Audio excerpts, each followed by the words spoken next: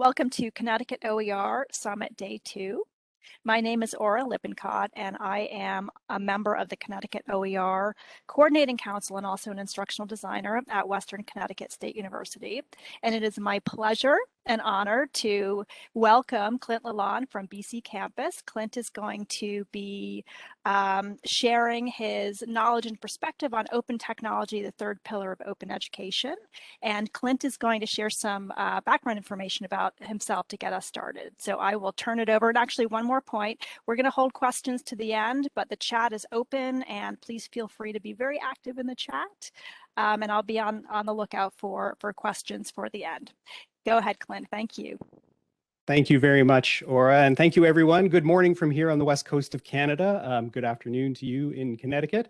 I want to thank you very much for inviting me here today to meet with you and talk about open education and technology. As you can see, I've titled this talk, Open Technology, the Third Pillar of Open Education, which may have you wondering about what the first two pillars are, and I'm going to get to that in just a moment. But first, I want to start off by acknowledging that I'm coming to you today from the Lekwungen-speaking territories of the Esquimalt and Songhees nations on the west coast of Canada on Vancouver Island. I've been a settler here since 1994. I'm originally from Treaty 6 territory, which is on the Canadian prairies. It is the traditional territory of the Cree, Chippewan, and Stoney nations. And I make this acknowledgement as one small act of reconciliation and recognition of the First Nations, Métis, and Inuit peoples of Canada. You know, I was just talking to Kevin and Aura a little bit earlier about the process of decolonization that we have been underway here in Canada with, and the work that we've been doing as educators to work on decolonization and understanding our own positions within the relationship that we have with the First Nations people of Canada. So this land acknowledgement is one small act of reconciliation and recognition that we like to do at the beginning of all of our presentations. And I encourage you, the chat is open. If you happen to know the traditional territories that you're situated on, I invite you to share that location in the chat if you happen to know. I also want to start off by acknowledging that next week is Open Education Week. Some of you may know this. This is an annual event that's put on by an organization called OE Global. They are the global open education community. It's free open education events from around the globe. You can go to the openeducationweek.org, see the full schedule of events there, and participate in some of those if you want to take a deep dive into some of the work that's happening around the globe in open education. And I am going to put a little bit of a plug in here for an event that I'm doing because it might be of interest to some of you. This is how it started, how it's going, 10 years of open textbooks in British Columbia. I'm going to post a link here to the chat, in the chat, if you're interested in participating in this. We have a fairly long-term, as you can see, 10-year open textbook project happening here in British Columbia that has been quite successful, funded by the provincial government and the Hewlett Foundation. And one of our presentations next week is going to be around what we've learned over those 10 years working with open textbooks. I also want to note that this presentation slides, as you would probably expect, are openly licensed, CC BY license on all of these slides. I will share the link afterwards with Kevin and Aura so they can pass these on to you if you're interested in using any of the slides in your presentation. Just have to attribute as per the CC BY license. And I like to be explicit about this at the beginning of my presentations and my talks, just to show my commitment to open and open education and to demonstrate, you know, make this explicit, the work that we're doing, and to talk openly about the sharing and the passing on of information and knowledge and the ability to reuse that information and knowledge. So this is CC BY. And you will be able to have the slides and use them afterwards. Okay, so a little bit about me, who I am. My name is Clint Lalonde. My pronouns are he and him. I work for an organization called BC Campus. I'm a project manager here and have been for almost 10 years now. We're a nonprofit government agency in the province of British Columbia. We're funded by the Ministry of Advanced Education and Skills Training And our mandate is to provide support and leadership within the provincial post-secondary system to BC in a number of different areas. We do tons of different collaborative projects across all 25 public post-secondary institutions. And one of those areas is open education. We design and coordinate numerous open education programs and initiatives. We have been doing that since actually 2004. Going back to the days of our Open Program Development Fund, which was very influenced at the time by the Open Courseware Initiative at MIT. And perhaps our biggest project that we have going on right now is our Open Textbook Initiative, which to date has saved students, and you're the first ones to hear this because we're not actually unveiling the official number until next week, but we've saved students close to, well, over $30 million now in textbook costs in the 10 years that the project has been going. I'm seeing some activity in the chat. That's great. Corey, thank you very much for sharing that link to nativeland.ca. That is a fantastic resource if you want to find out the traditional territories that you are residing on. Okay, so a little bit of an agenda for today.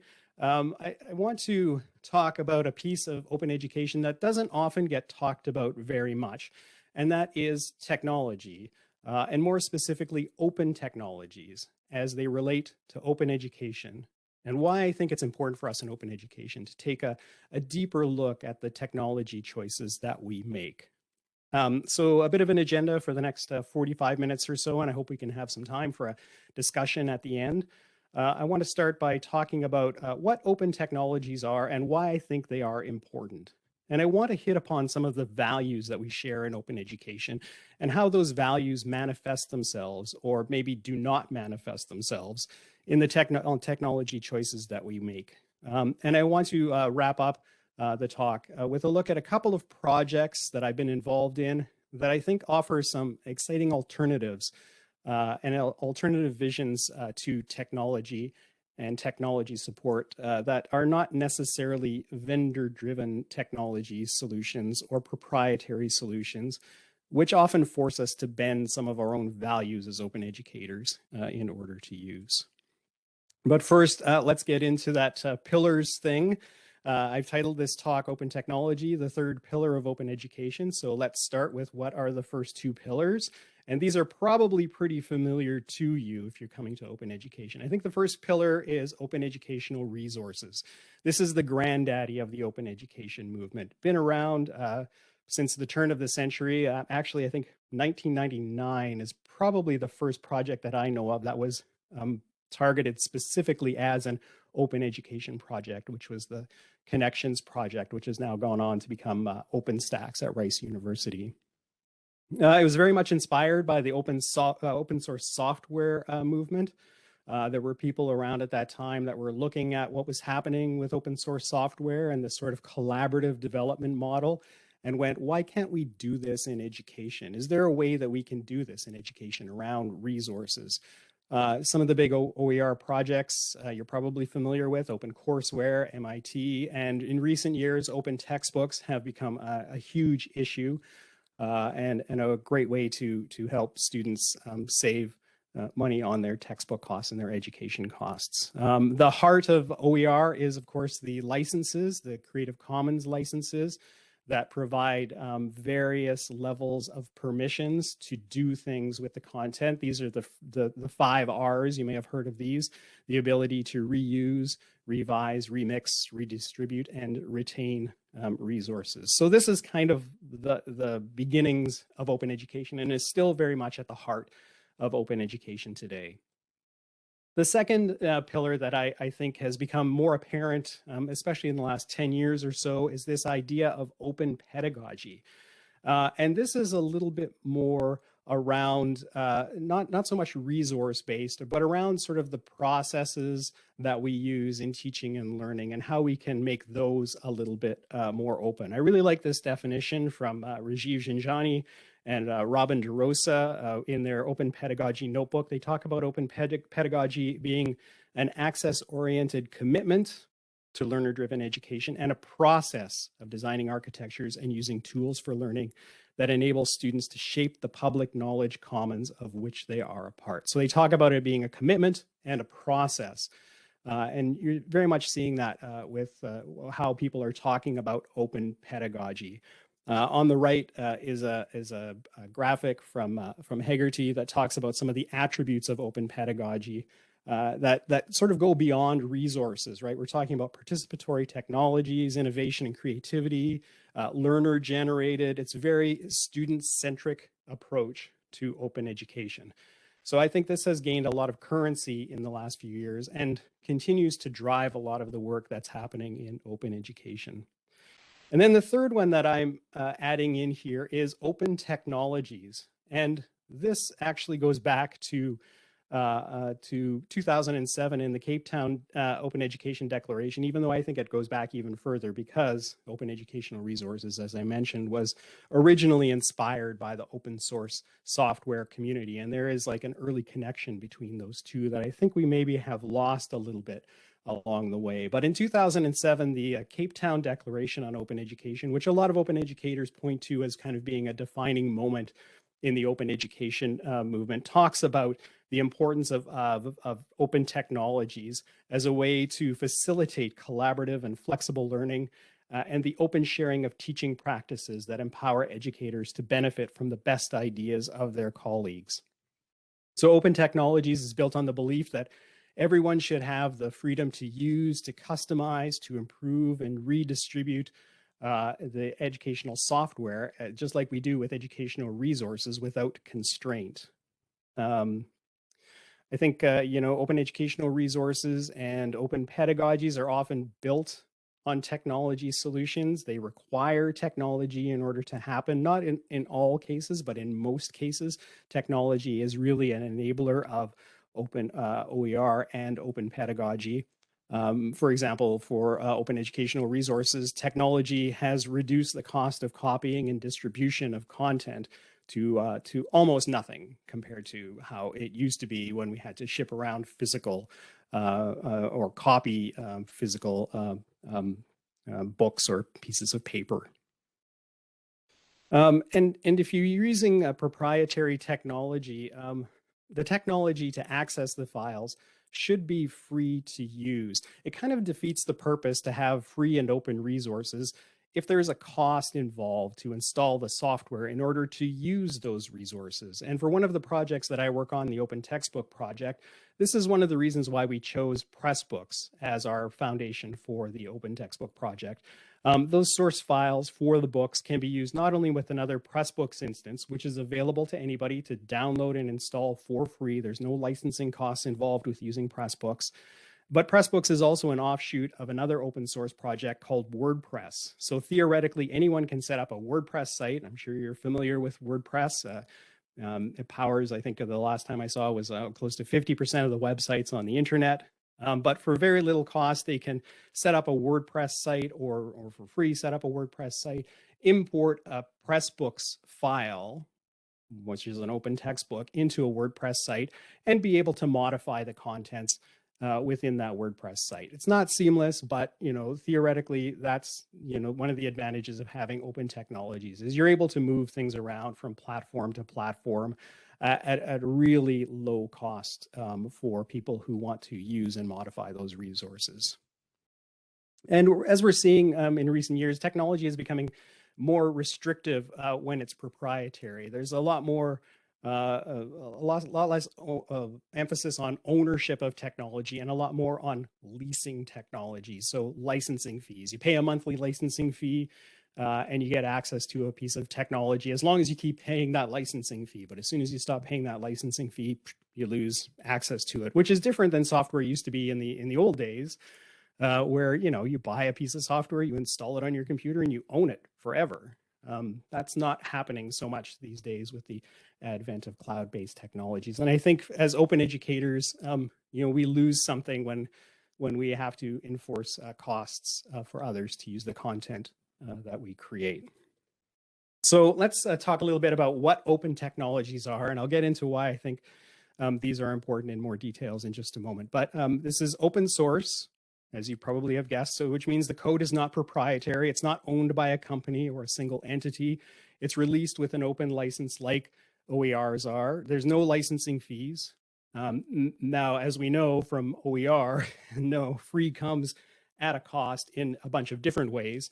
There is cost for development, there's cost for support, there's cost for hosting, but there's no licensing fees, and nobody owns the code. But as we have seen with OER, sometimes things like development and support and hosting, all of those other things that do have costs associated with them can be a barrier for their use in education. So some of the models I'm going to talk about at the end of this presentation are going to address some of those development and support and hosting issues that we often find at institutions that become barriers for them to use open source technologies.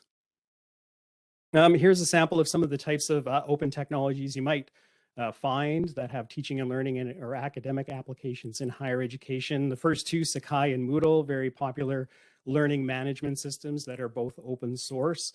I've mentioned Pressbooks. That's what powers our open textbook collection built on WordPress, another open source platform. And there's a good example of what open source enables. So you have WordPress as kind of like the first level of it, and because it's open source, it's extendable, and we were able to build the Pressbooks, or Pressbooks was able to build the Pressbooks plugin on top of an open source application without having to pay additional licensing fees or ask for permissions in order to do this. And now I've created a completely separate add-on that works with WordPress in a really symbiotic way. And so there's a benefit of having those open licenses from a software point of view. OpenCast is a video and lecture capture system.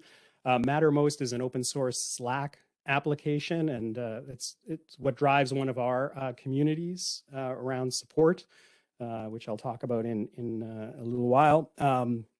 If you're familiar with homework systems, this has been very much part of my life for the last couple of years, as we've had a major open homework systems project underway that I've been leading. So you may be familiar with My Open Math or WebWork. And if you're in the library space, you may recognize the big red Z or Z of Zotero and the open journal systems, which are both tools for referencing and for journals. So those are some of the examples of when I talk about open technologies, what I'm talking about: open source code, and the available to have access and install these locally without any paying any license fees. So why are these important? And I want to actually start with a story that's not from education, but it's from farming, because I think it's highly illustrative of the types of problems that we have with open versus closed or proprietary technology systems. And what you're seeing here, I told you at the beginning, I come from Treaty 6 territory, which is on the prairies. So I come from farmland and know many farmers. I don't know Matt Reimer here, who's in this picture, but I certainly understand who Matt Reimer is. He's a farmer. And if you know anything about farmers, you know that the tractors are kind of the lifeblood of the main technology that is used on their farms. And farmers are always tinkering with their tractors. They're always working to improve their tractors. So Matt is a farmer in Manitoba who likes to tinker, to repair, to fix, to try things out with his tractor. And tractors are like cars. They're becoming increasingly dependent on technology. And one of the problems Matt was having in the field is he would often have to have a second person helping out on the field. And one of the tasks that they had was really kind of just driving out, picking up the grain that he was harvesting, and then driving it back to another area on the farm, then driving up, pick up the grain that he was harvesting. It's just sort of this repetitive back and forth and back and forth. And Matt went, this person has more value doing something else other than just driving back and forth. So Matt took a MOOC from MIT on robotics, and he created a robotic tractor that would automatically drive around and do that driving for him. He created an autonomous self-driving tractor to help him on the farm, which I think is very cool.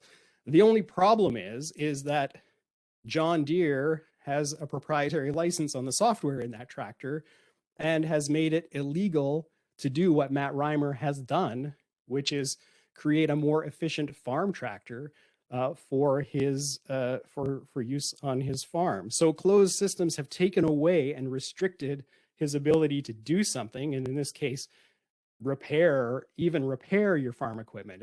Some of you may be familiar with the right to repair movement, and this really kind of speaks to this right to repair movement, where we're now getting platforms and software where as soon as you take a screw off of a computer, you know, you violated a patent or have violated your warranty. You know, you can't actually fix things yourself or even get in there to understand how these things work, or to get in there to make modifications like Matt Reimer did to his tractor. And so John Deere did this. This is going back to 2015, and the farmers kind of revolted. And so what they ended up doing was just like pirating software.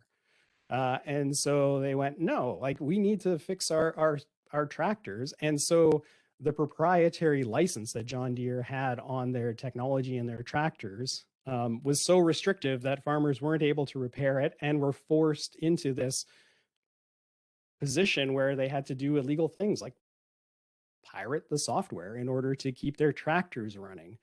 And so the patent sort of forced them into this criminal behavior, pirating their software. And they did back down a little bit in 2018. They did come out and say that they would make it easier for farmers to repair, and they've struck a few deals over the years to kind of soften their stance on this, but they haven't really.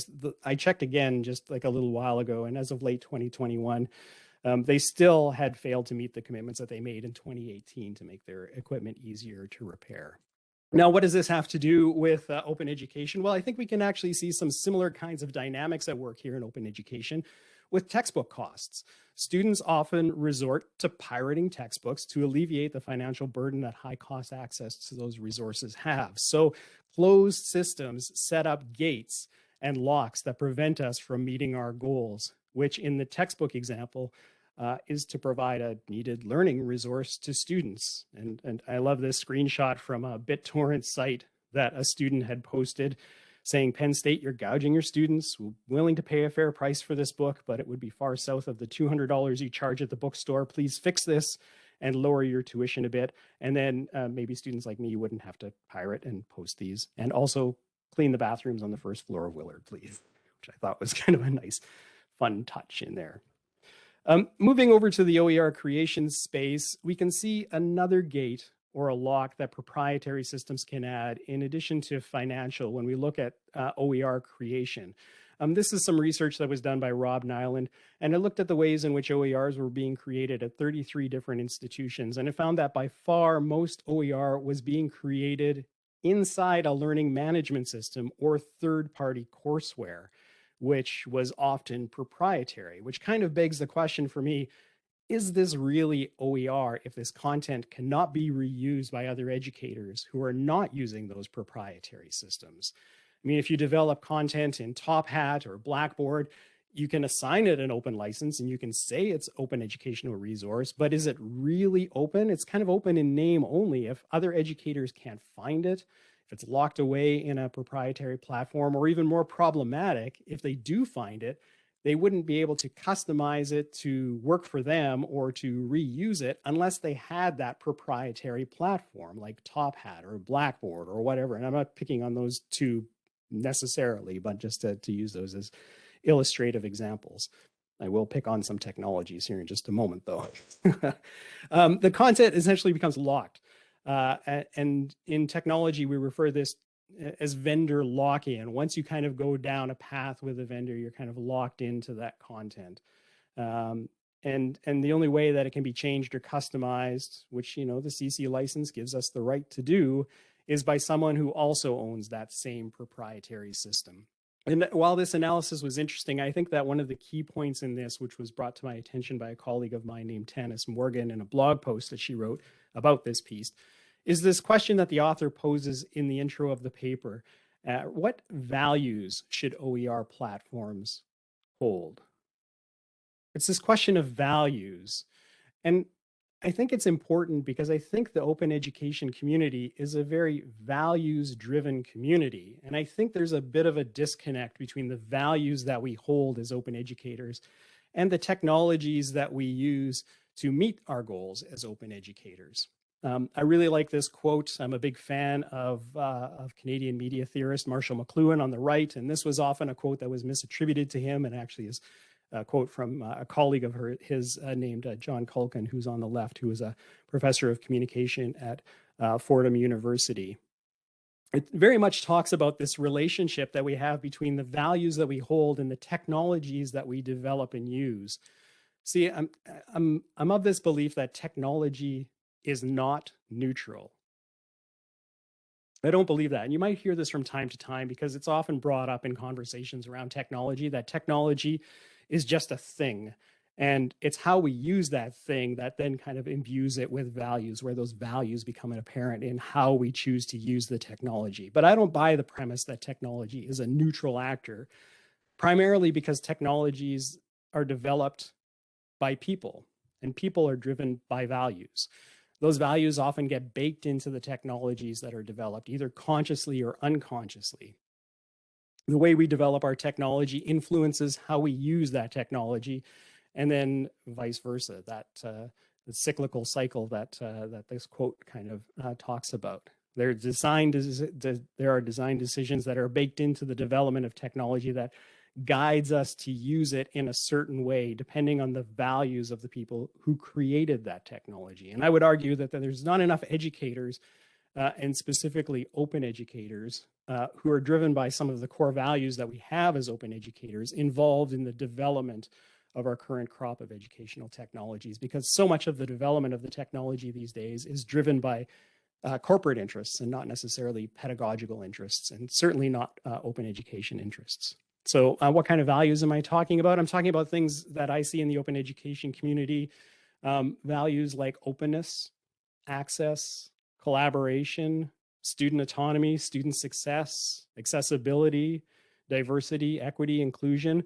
And when I look around at a lot of the technology in use in education today that is primarily commercially driven, I see a lot of those values are missing from proprietary education technology, and why I think open technologies hold a lot of promise to help us to get there. Not the only answers, because open technologies do have some of their own problems, but certainly I feel much more comfortable with open technologies than I do with some of the vendor technologies I'm seeing.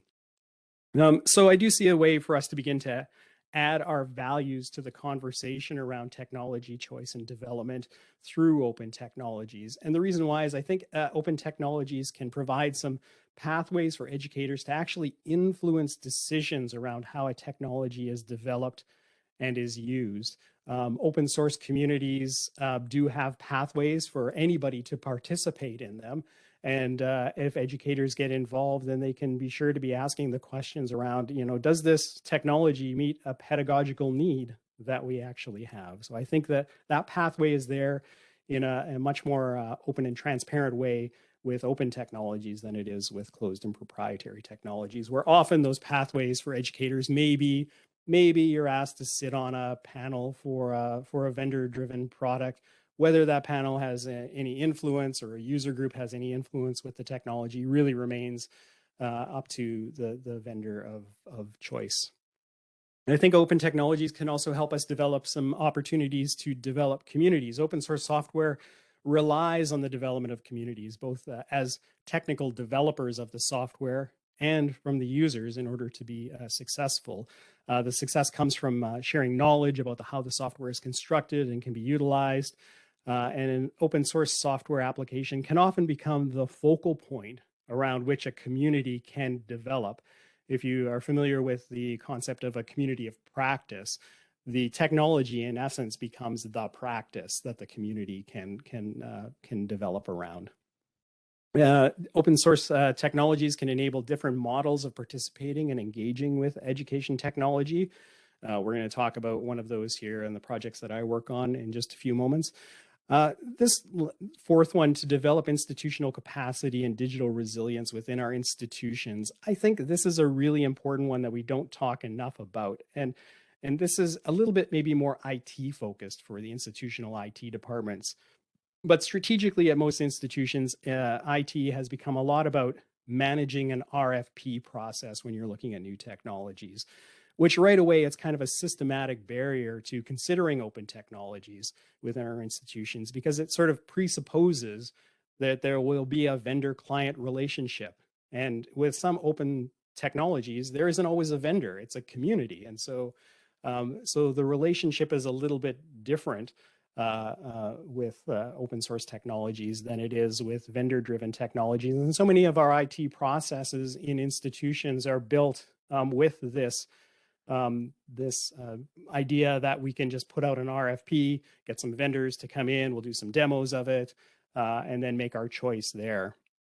There's a very few IT shops that are willing to take on the hosting and the support of open technologies on campus, let alone participate in the development of open technologies on campus, though there are pockets. This is especially true, though, in smaller institutions. And this is not just a knock at IT in general. It's just a recognition that this is how these systems have evolved. And, you know, going to open technologies might actually help us build some technology resilience within our own IT departments at the institutions to be able to gain a deeper understanding as to how technology works and the impacts of the technology decisions that we have. And this last one, I think, is really important to who controls the data and who owns the data. As you know, our technologies are now collecting massive amounts of data, and our educational technologies are no different.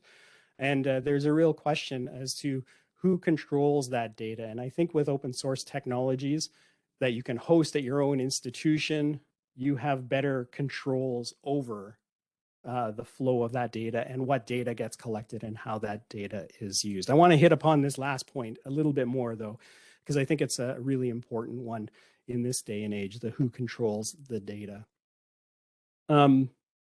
Data is being created by our students all the time in the technologies that they used. Every click by a student is tracked, recorded.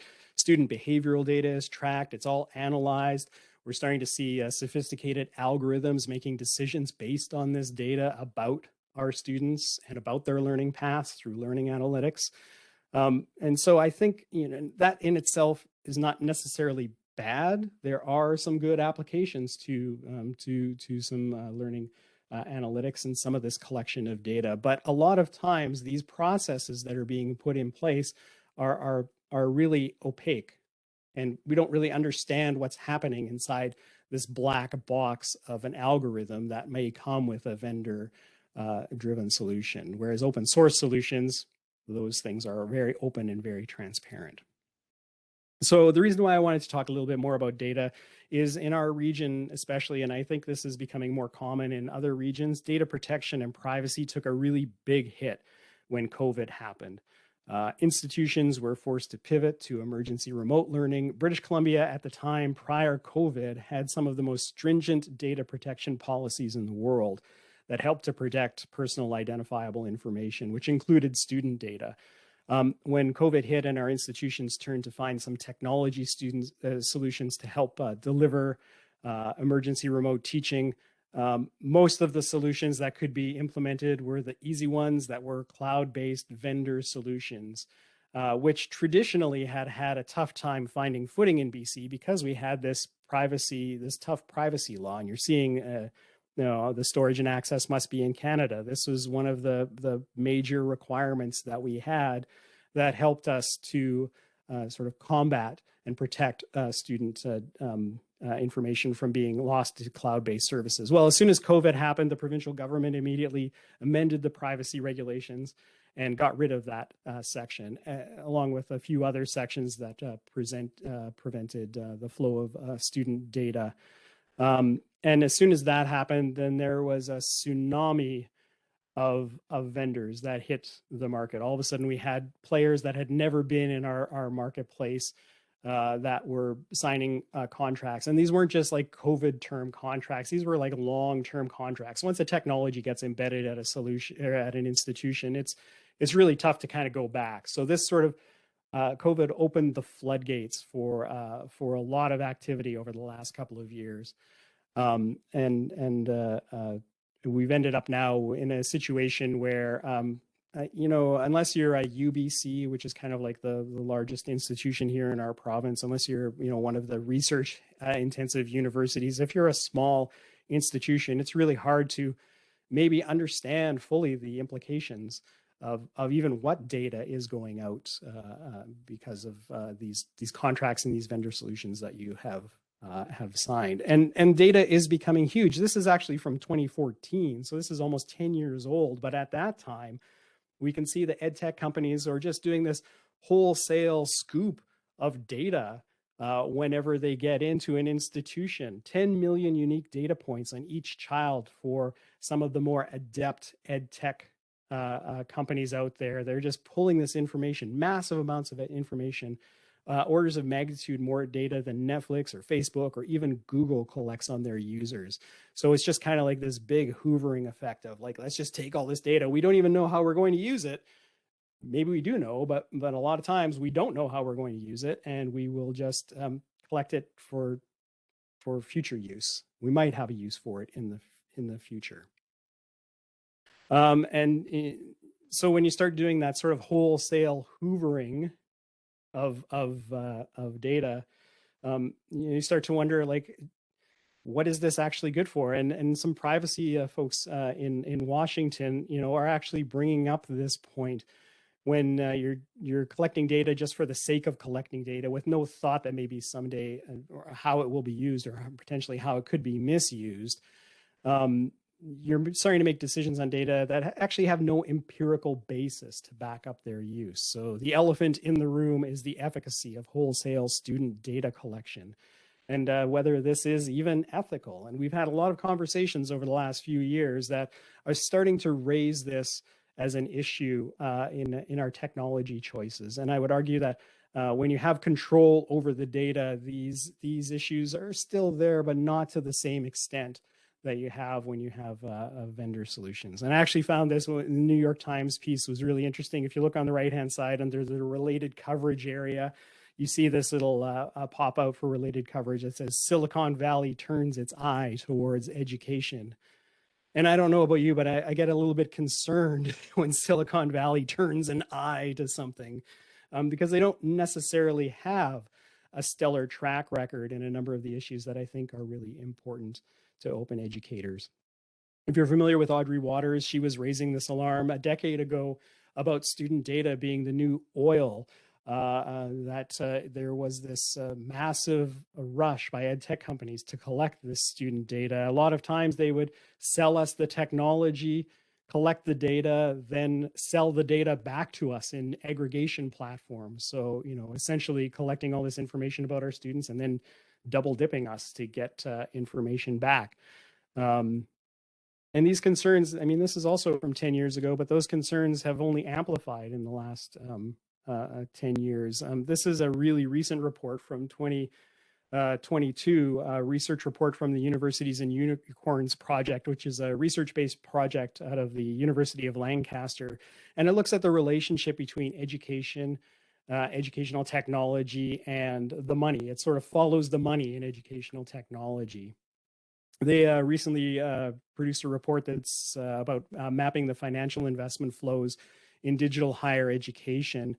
And they looked at the investment patterns, which is venture capital funding, which is how so much technology is developed, especially in the ed tech field. And they've noticed that there's a lot of money being invested into ed tech operations that have these data-rich components to it. So people are investing in this because they think there is money to be made in it.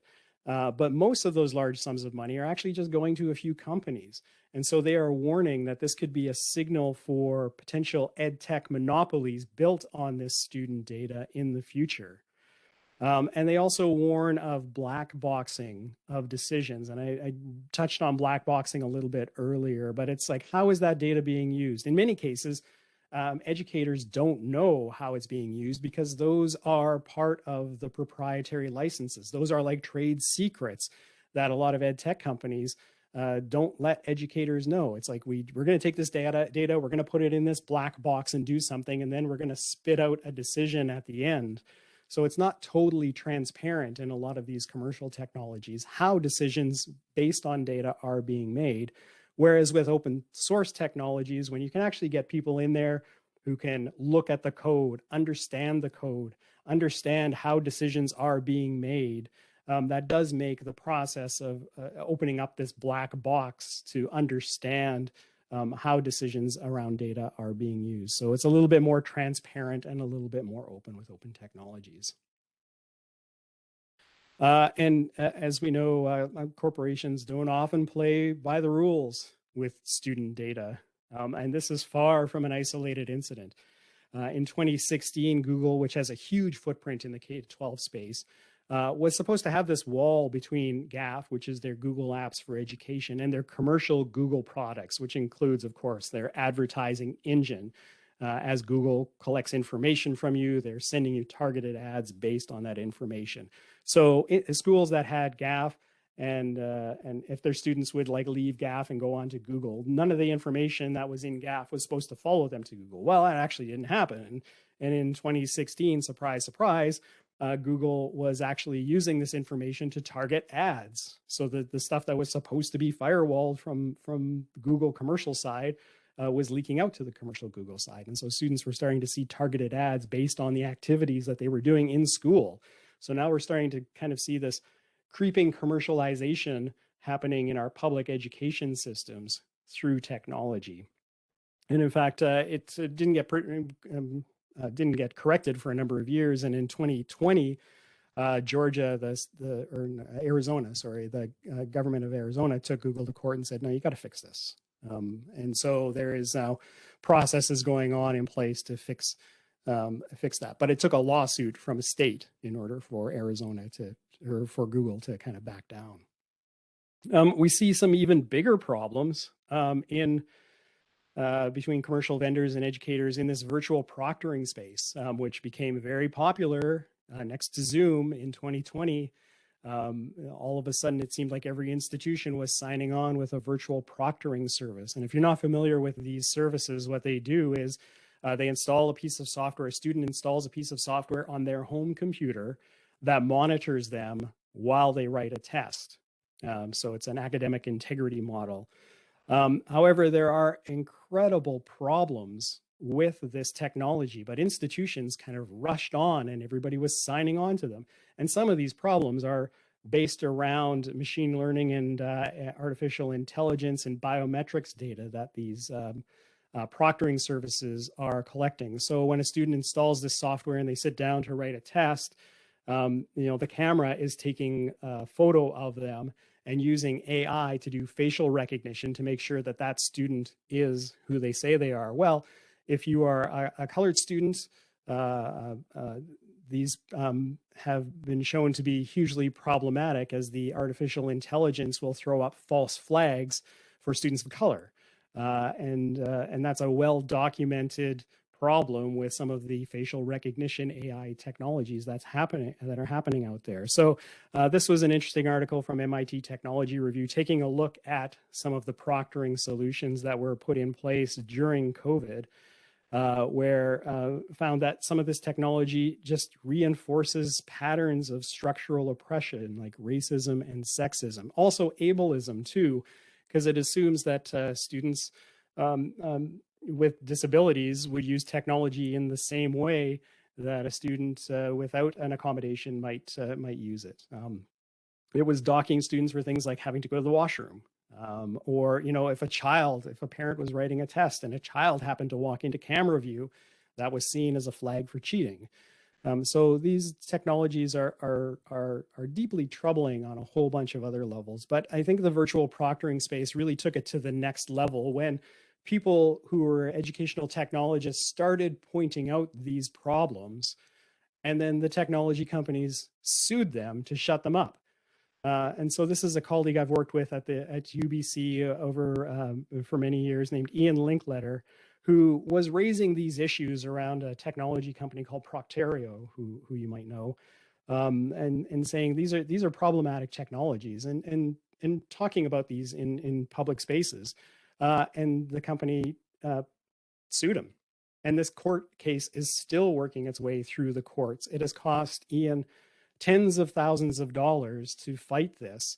to the point where educators he's created a GoFundMe campaign, and educators from around the globe are contributing to his defense fund for simply speaking out about some of the issues that he has seen with some of the virtual proctoring technologies. So all of these, I mean, this is not an open education problem. This is this is a technology problem, but I think open technologies can help us alleviate some of these issues where we can reduce our reliance on companies that often make decisions for what they do based on the bottom line that is often paid for by students. Okay, so I wanted to wrap up that section kind of looping back to thinking about values. And when we hear about things like virtual proctoring and the way student data can be misused and collected. And as open educators, I mean, as an open educator myself, these things do not sit well with the values that I have as an open educator.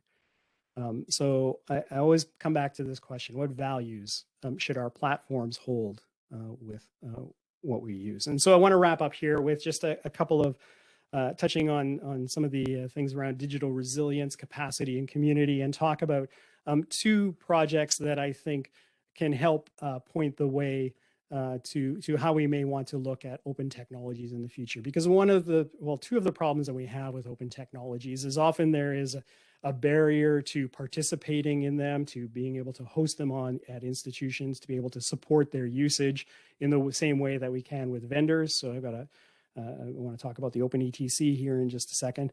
And also the development of the technologies. Often development of commercial technologies is done by a commercial team, and open technologies are not often nurtured along in their development. And so I wanted to give a mention to the Apereo community, specifically because I think they are a great example of how educators can come together to nurture the development of education-focused open technologies. They are a community-driven nonprofit foundation. They're global. And what they do is they serve a really important function in the education and open education space. They incubate and support open technologies, specific open source projects. So they have a mentoring process. So if you have an open technology and you're wondering how to kind of get others involved in the development of it, they have an incubation process that helps you find a community and develop a community and provides the supports that often are missing if you are sort of a lone software developer who's out there trying to develop an open source solution to fit a specific need. They do have some partnerships with some global organizations that do the same kind of work. There's the ISA Portal Consortium in France that has been doing this type of incubation work for education technologies.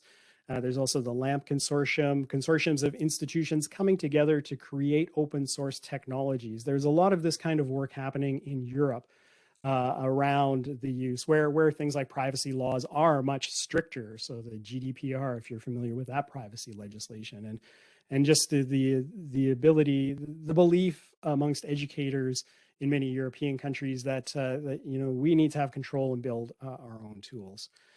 So they have this incubation process, and they also have this developed this farm toolkit, and it's a toolkit for developing a community around the technologies.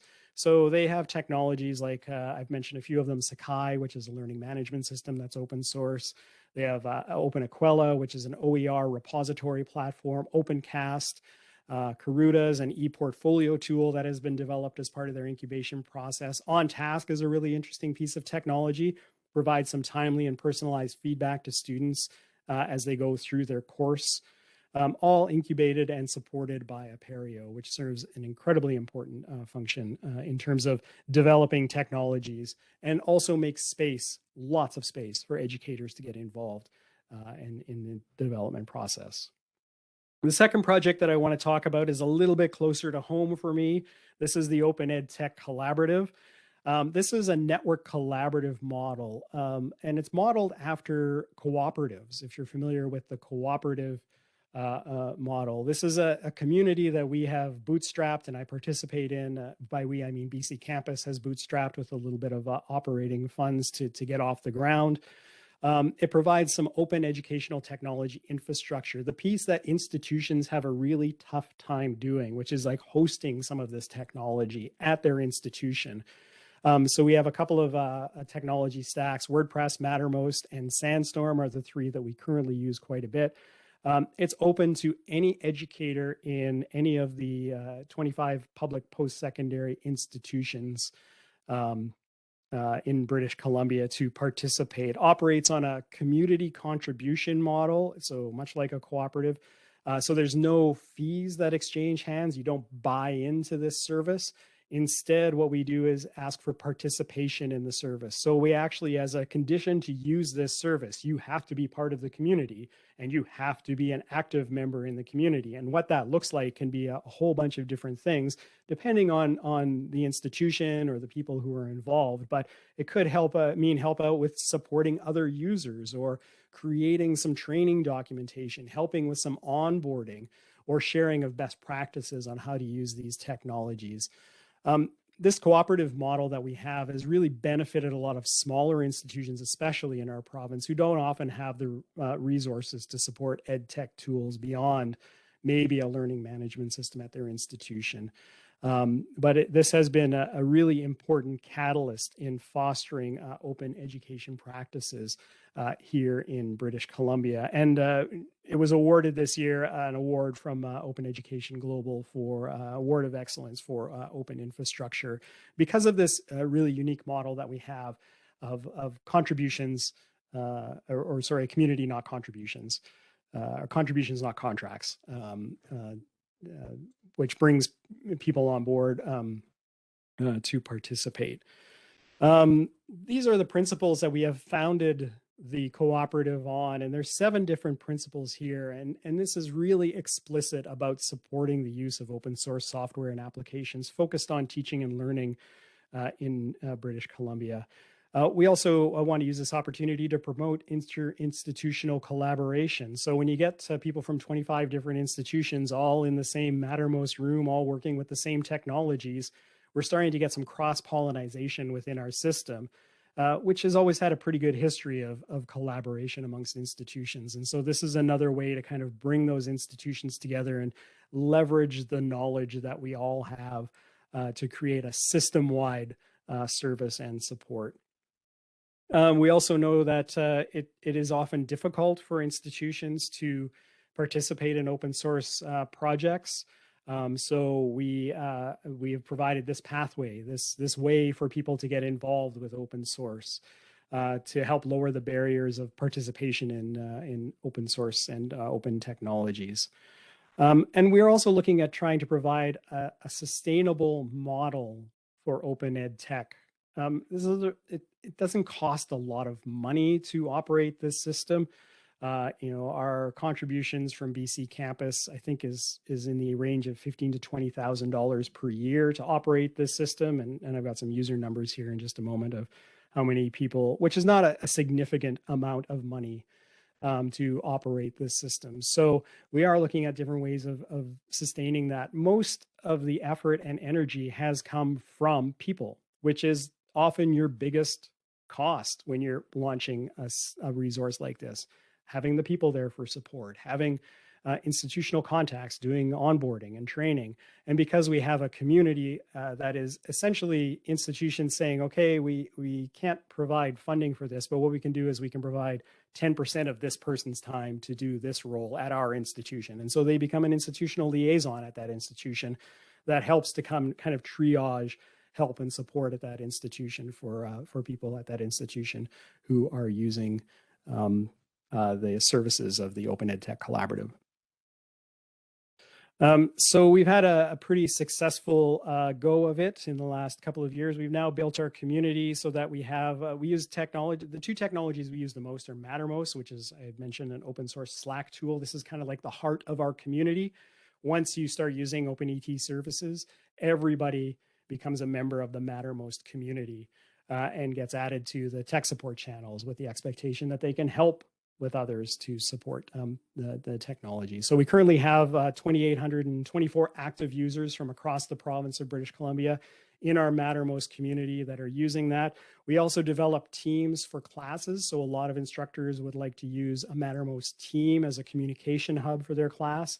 And we're using that. It's a little bit more fluid and dynamic than using a forum in a learning management system. So we do have some instructors that are doing that, including myself. I have a teaching role as an adjunct faculty at Royal Roads University, and I use Mattermost as kind of the hub of my course. We now have 3,000, what does it say, 3,156 sites. 2/3 of them are public sites. We're big on student autonomy. Some of these are student sites, some of these are faculty sites, some of these are course sites. But we are big on faculty and student autonomy when it comes to privacy and being able to protect their identity on the web. So there's mechanisms in place for students to be able to take advantage of a WordPress site without actually making it public. And maybe they only make it public to their instructor for that. 13 of our 25 public post-secondary institutions are currently part of the cooperative. And we're bringing on new members all the time with their contributions. And the bottom right here, you can see just the dark screenshot. It's very small. I'm sorry about that, but it's just a look at inside of our community hub, which is Mattermost. And this is the town square that we have for the Open ETC, where people kind of come together, talk not only about the technologies is kind of like the hub of what we talk about there, but also talk about teaching and learning practice, or how to best use these technologies, which are great conversations to be able to have with educators. So both of these models, I think, Apereo and the Open ETC, I think point to how we can better support open technologies institutionally and system-wide across here in British Columbia anyway, and with Apereo around the globe to make sure educators are having a voice in how these technologies are used. So that's it for the talk here. And just going to wrap up with just coming back to this question: what values should our platforms hold? What values do we want to amplify with the technologies that we use? And for me as an open educator, the values that I hold dear are the ones that I listed earlier: the openness, access, collaboration, student autonomy, student success, accessibility, diversity, equity, inclusion, and I do see a lot of promise in the open technologies communities that I participate in, where I see those as actually consciously reflected in the work that happens with open technologies. And I think that ultimately we build better education tools that better reflect our values as open educators when we actually get involved in the development of these technologies. And I think open technologies can provide a path for us for some deeper involvement. Thank you very much. Oh, wow, there's a huge chat going on that I've totally missed. Thank you so much, Clint. That was fabulous. So we have scan the chat a little bit. There's you hit a nerve with the data privacy and the student surveillance, the surveillance technology. So there's a lot of chat about that. And so we have time for just a question or two. So folks, if you have questions for Clint, please quickly type them into the chat. And Kevin, you had a question. Did you want to come off mic and ask your question? Put you on the spot. Oh, that's all right. Well, there's a couple of questions, but Oh, here's a question in the chat. Go ahead. Sorry. From a functional standpoint, you were talking about the challenges of creating and storing OER within an LMS. And do you have recommendations for folks here about what is an optimal way to do this? If you've used the LMS to either curate or create, how do you distribute it? How do you share? Yeah, that's a really good question. We with the grant work that we do around open education resource creation at BC Campus, we actually put a stipulation on there that the resources cannot be developed in an LMS. So they have to be developed in something that is a little bit more platform agnostic. And sometimes the compromise for some is just as unelegant as it sounds, and it still is a proprietary platform, is a Word document. something that, or an office document of some kind that can be shared and is, fairly ubiquitously editable by people, even though they still have to, have Microsoft Office or some kind of technology. The technology that we are increasingly using, though, is Pressbooks. We are starting to extend that, and I know the Pressbooks community is also looking at extending this to become more like courseware as opposed to just a textbook publishing platform. And I think the inclusion of other open source tools into Pressbooks, like H5P for creating interactive elements, and Hypothesis for doing annotations, start to turn Pressbooks into a little bit more of a platform that has some more robust features for sharing open educational content than you might find from just Pressbooks. So I guess that's it. I mean, I spent years trying to follow the interoperability path of learning management systems and creating packages that could be shared between Moodle and D2L and Blackboard, because in British Columbia here, being a system-wide supporter, we have 4 different primary learning management systems that we support, and it just does not work. And that's primarily because the vendors, even though they say they follow technical standards around interoperability of content, they each put their own little bit of a spin on it to make sure that their proprietary model stays in place. So you can't take a course from D2L and put it into Blackboard, even though technically the specifications are there. They just have to write the code to make it work that way, but the vendors have not done it that way. So Very messy. yeah. So for those of us who like to work in the muck, there's lots of that. So we are 1 minute over, but I would love to have you just very, very, very briefly answer Nicholas Simon's question, which is what role faculty can play in selecting open technology. That's an excellent Great question.